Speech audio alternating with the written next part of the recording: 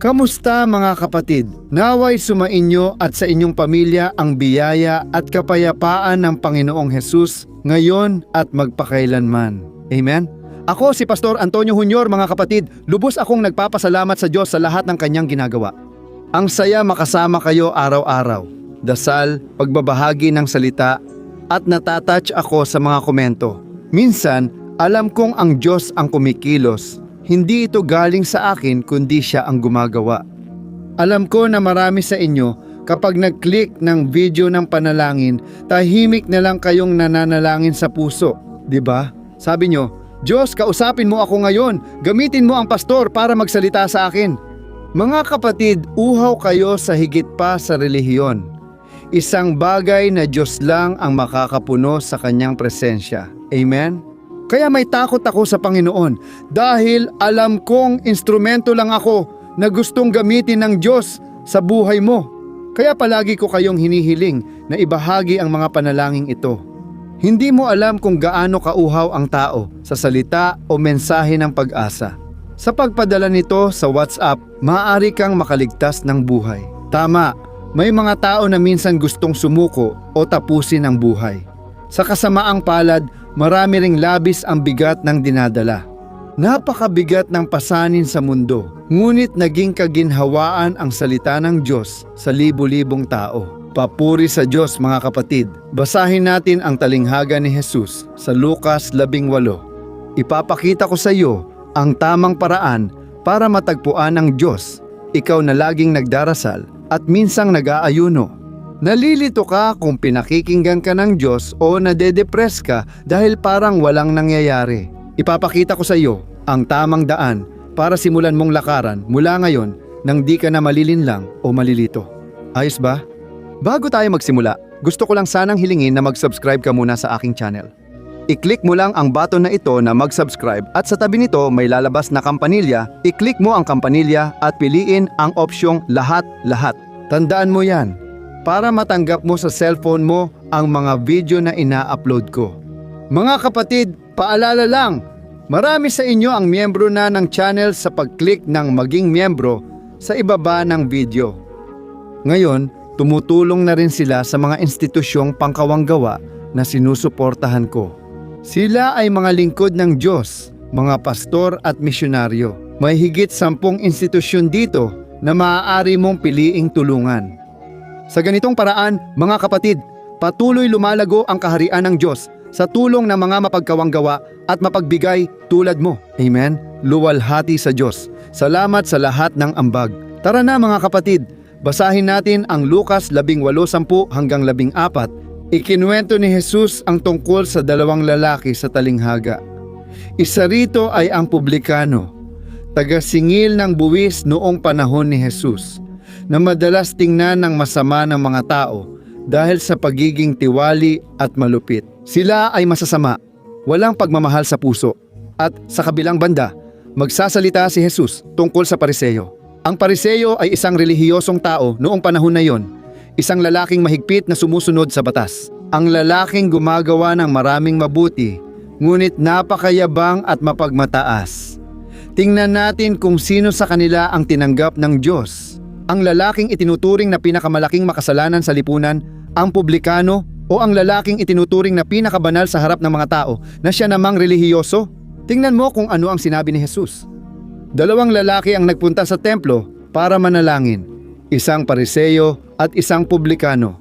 Nanalangin ang Pariseyo habang nakatayo. Diyos, salamat dahil hindi ako katulad ng ibang tao, mga magnanakaw, mandaraya, mga ngalunya o ng publikano na ito. 2 beses akong nag-aayuno sa isang linggo at nagbibigay ng 10 sa lahat ng kita ko. Pero ang publikano ay nanatili sa malayo. Hindi siya tumingin sa langit.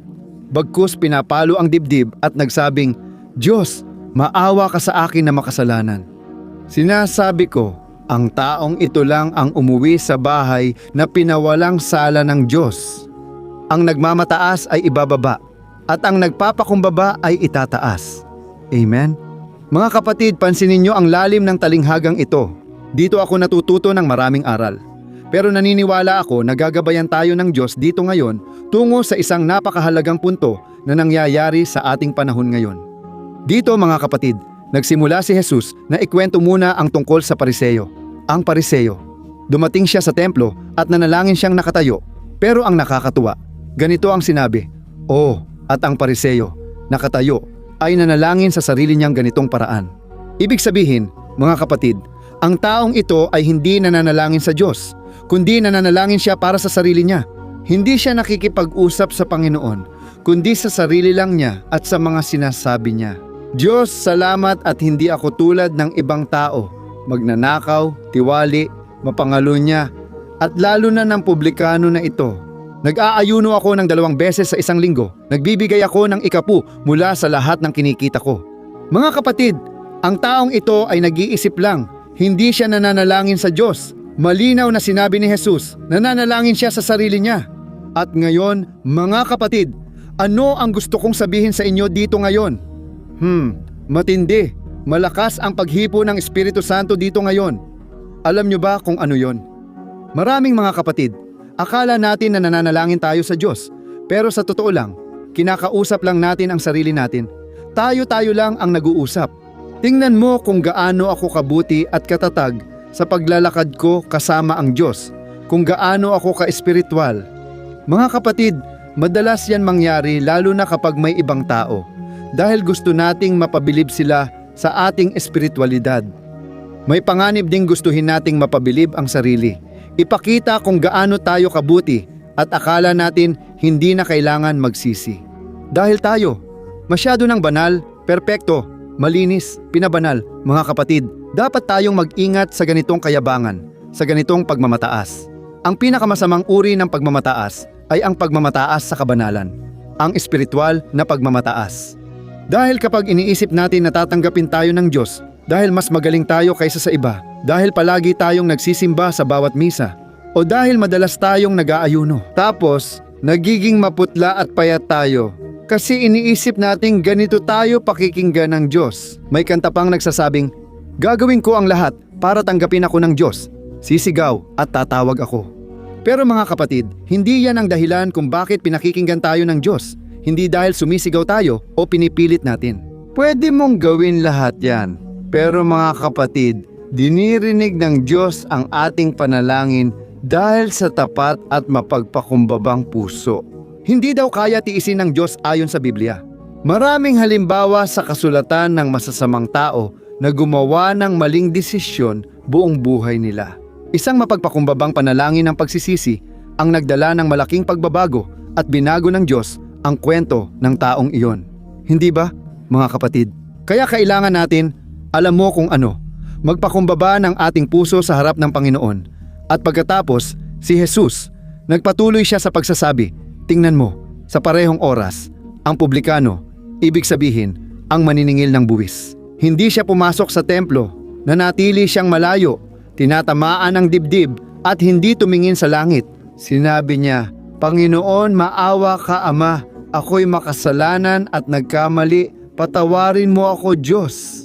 Sinabi ni Jesus, ang lalaking ito, hindi yung isa. Umuwi siya sa kanilang bahay na pinawalang sala ng Diyos, dininig ang kanyang panalangin, at tinapos ni Jesus ang talinghaga sa pagsabing, ganito rin ang nangyayari sa tao.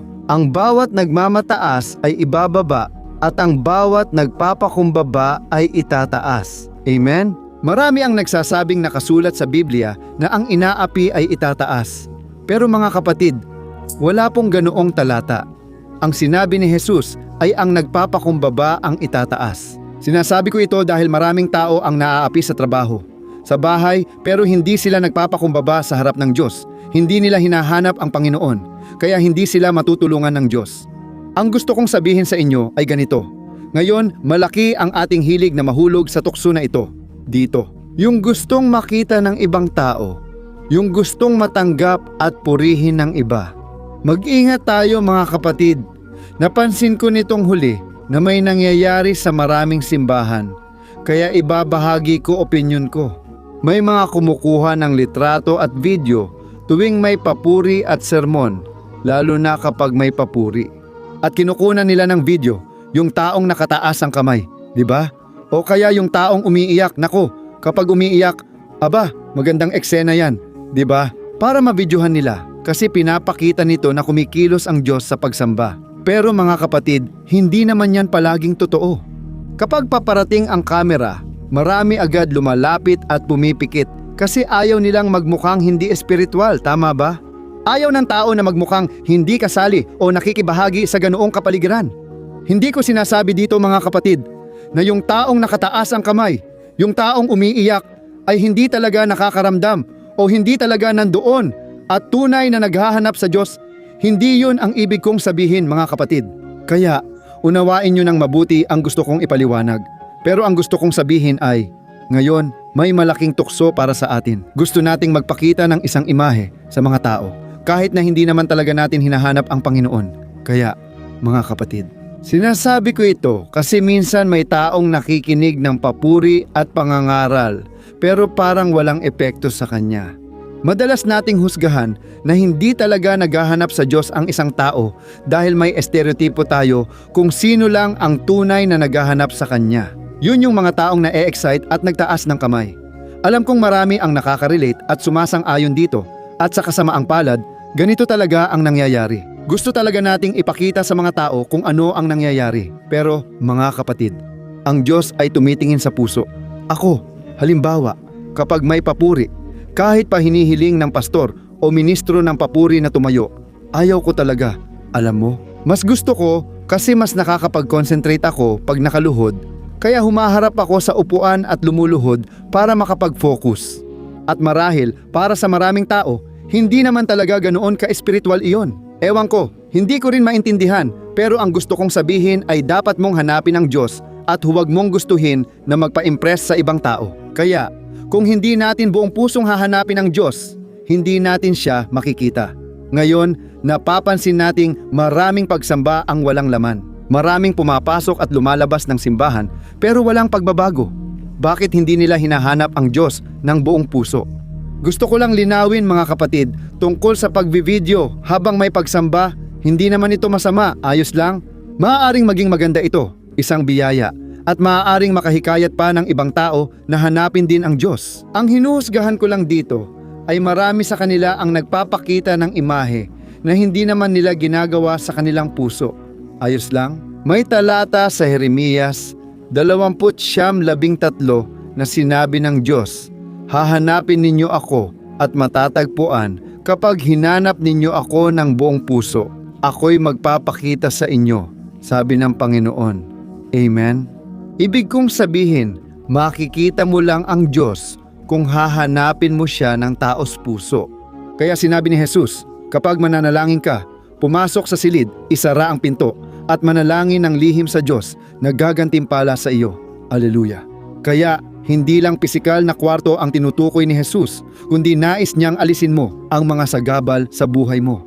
Iwasan ang hangad na mapuri ng iba, magtutok sa personal na relasyon sa Diyos at siya ang gagantimpala. Papuri sa Diyos. Kaya nga si Jesus, mga kapatid, madalas ay hindi nagdarasal sa harap ng marami. Umaalis pa nga siya kahit kasama mga disipulo niya. Nagdarasal siya mag-isa sa bundok ng mga olibo. Bakit kaya? Ayaw niyang matukso na ipakitang mas espiritual siya o sambahin siya dahil mas magaling siyang magdasal kaysa sa iba. Maaaring ulitin nila ang ilang sinabi ni Jesus sa kanilang panalangin. Sabi ni Kristo, kapag nananalangin, huwag pa ulit-ulit na walang kabuluhan. Hindi sa dami ng salita kayo pakikinggan.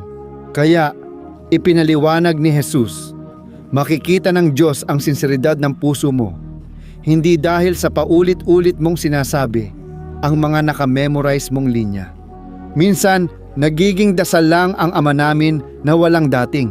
Dapat galing pa rin ito sa puso, mga kapatid. At iyan ang dahilan kung bakit madalas nagdarasal ako ng Ama namin. Gusto kong magdasal ng dahan-dahan. Bakit? Para makapag-concentrate ako sa mga salitang dinadasal ko. Kasi kung hindi, nagiging paulit-ulit na lang ito. Sabi ni Jesus, hindi iyon ang dahilan, kaya tinutugon ng Diyos ang ating hiling. Amen? Sana naintindihan mo ito. Ngayon, ipagdarasal kita at pwede ka ring magdasal kahit saan ka naroroon. Hindi mahalaga ang lugar. Kahit saan ka man naroroon, magdasal ka. Kahit sa puso mo lang o sa isipan mo, dinirinig ka pa rin ng Diyos sa parehong paraan. Purihin ang Diyos mga kapatid.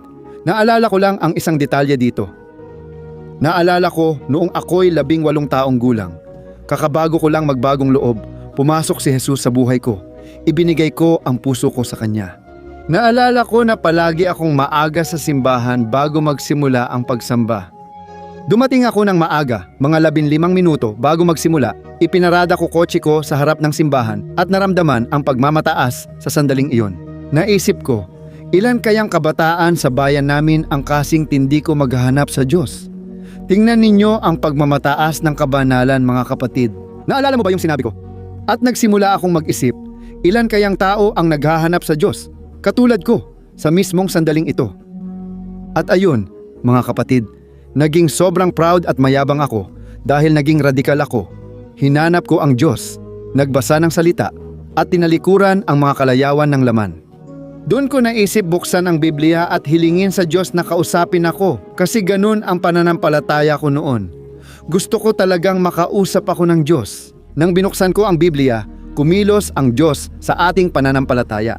Noong binuksan ko ito, napunta agad sa bahagi kung saan sinabi ni Jesus sa mga disipulo, "Hindi kayo ang pumili sa akin, kundi ako ang pumili sa inyo para kayo ay pumunta. Magbunga kayo ng marami at manatili ang bunga, mga kapatid." Noon, malakas ang sinabi ng Espiritu Santo sa puso ko. "Anak ko, hindi ikaw ang pumili sa Diyos, kundi Siya ang pumili sa iyo. Hindi ka mas mabuti o mas magaling kaysa iba. Nawawala ka at naglalakad sa dilim papuntang impyerno, ngunit naawa ang Diyos at nagpakita ng habag. Sabi ni Jesus, hindi kayo pumili sa akin, kundi ako ang pumili sa inyo." Mga kapatid, mag-ingat tayo sa mga patibong at tukso. Makikita lang natin ang Diyos kapag nakita niyang wasak at mapagpakumbaba ang ating puso. Amen? Isang pusong nagsisisi, isang pusong walang kayabangan dahil ito ang nagpapalayo sa atin sa Panginoon. Sabi ng Biblia, nilalabanan ng Diyos ang mapagmataas, pero nagbibigay siya ng biyaya sa mapagpakumbaba. Purihin ng Diyos, mga kapatid. Ilalagay ko na ang langis ng pagpapahid. Gusto kong ipagdasal kayo ngayon at hilingin sa Diyos na ibuhos niya ang kanyang mga biyaya sa inyong buhay.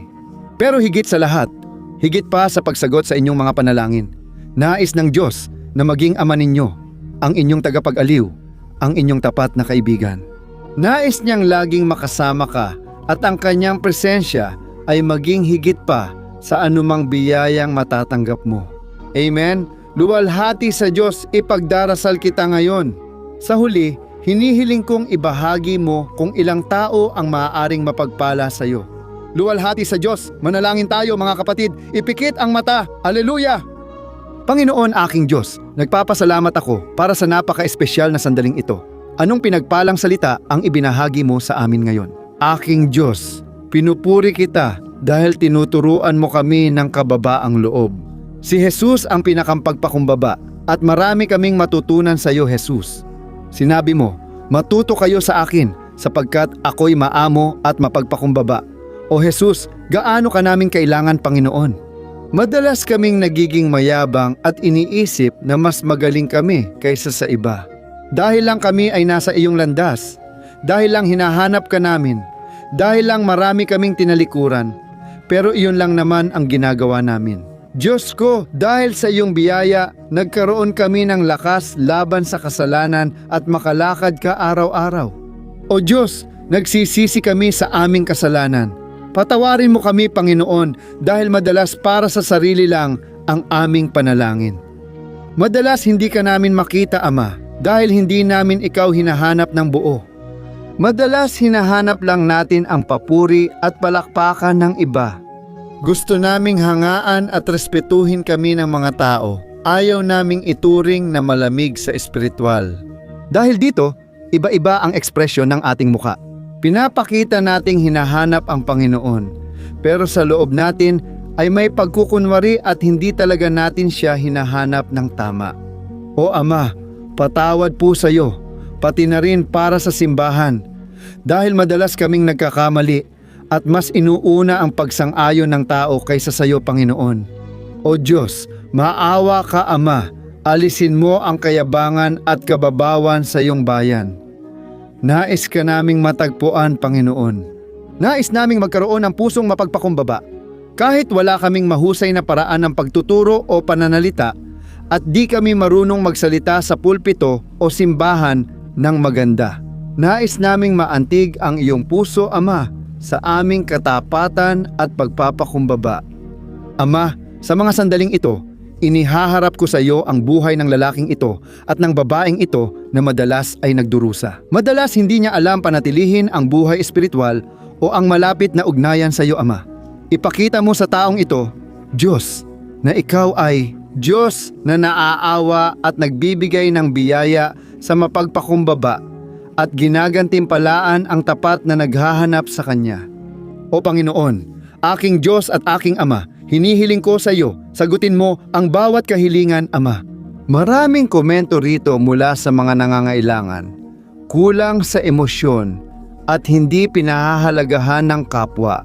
Ngunit ibinubuhos ng Panginoon ang Kanyang pag-ibig, presensya at kapayapaan sa bawat pusong sugatan, pagod at nabibigatan.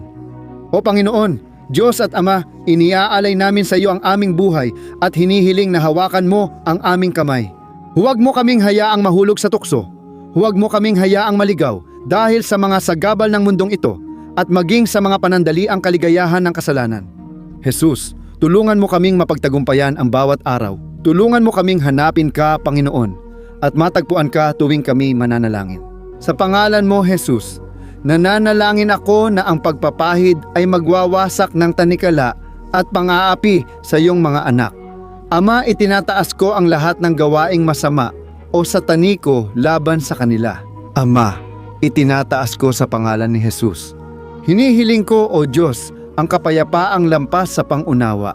Pumarito at ingatan ang pusong ito ngayon, ang babaeng ito na nakikinig sa panalangin sa kanyang trabaho na umuwi siyang may iyong kapayapaan. Lalaking naghahanap ng trabaho at kasalukuyang nagtatrabaho, maramdaman niya ang iyong bagong lakas, O Diyos. Itong binatilyo na madalas ay naliligaw sa mundo, madalas ay hindi nauunawaan ng kanyang mga magulang, madalas ay walang suporta na gusto niya, na maramdaman din niya ang iyong kapayapaan. O Diyos ko, O Panginoon. Napakaraming taong nangangailangan dito, mga babaeng niloko, mga babaeng iniwan kahit may asawa sa tabi nila, at mga lalaki rin na niloko. Mga lalaking di ramdam ang lambing, pagmamahal at respeto ng asawa. Jesus, punuin mo ang puso ng bawat isa ngayon. Naway mapuno kaming lahat ng iyong pagmamahal. Naway sa iyo lang kami umasa, Ama, hindi sa ibang tao para sa kaligayahan at kabuuan. Alam kong ginagamit mo rin ang iba para kami pagpalain. Naniniwala akong pinakamalaking biyaya ang presensya ng Espiritu Santo sa bawat isa sa atin. Sa pangalan ni Jesus, aking Diyos, ako'y nananalangin at nagpapasalamat na ako sa lahat ng ginawa mo dito ngayon at patuloy mong gagawin sa aming mga buhay. Sa pangalan ni Jesus, Amen. Luwalhati sa Diyos, Alleluia.